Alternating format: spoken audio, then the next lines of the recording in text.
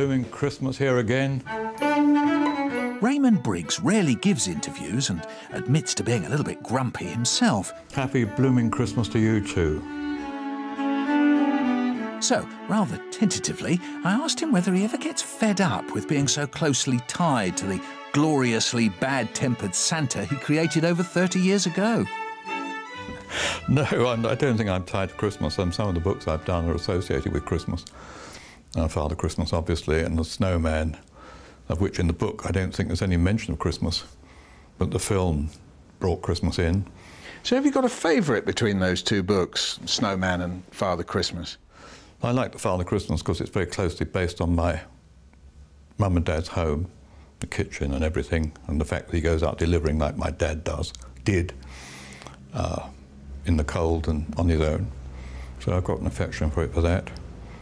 When you think of Father Christmas, you took a stereotype and then turned him into a real person. In a way, that was a pioneering sort of book, wasn't it?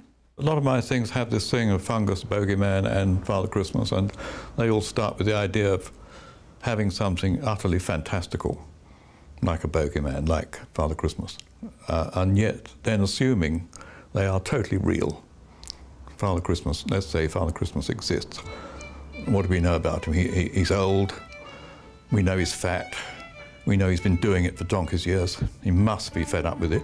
An appalling job, going around the freezing cold at night, going down chimneys, for God's sake, filthy, sooty, mucky thing, all alone, all night long.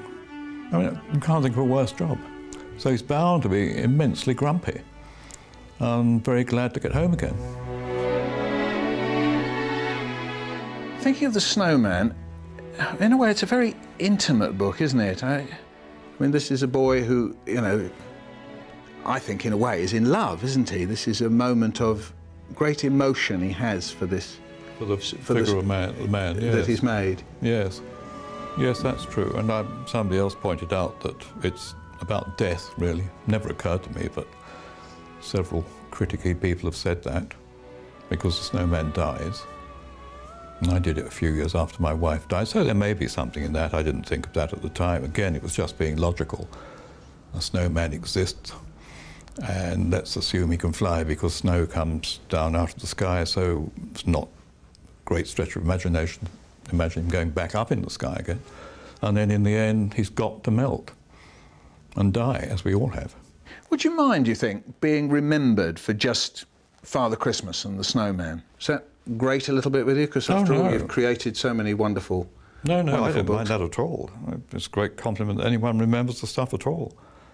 The thing I wanted on my gravestone is a thing my partner's granddaughter said at lunch one day. A bit of a silence fell on the lunch when she was 3 years, 6 months old, looked across in the silence at me and said, "Raymond is not a normal person," which I thought was brilliant. Best compliment I've ever had. Brilliant.